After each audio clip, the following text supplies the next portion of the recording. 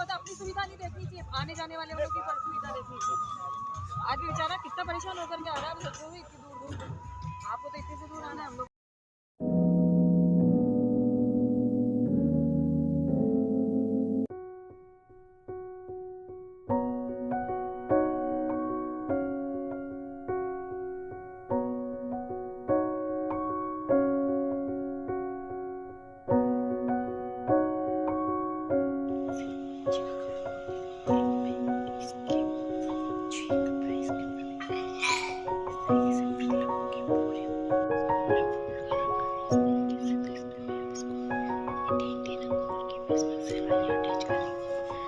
इस तरीके से कर रही हूँ, इसको थोड़ा सा फोल्ड करती हूँ, फिर अंदर की साइड में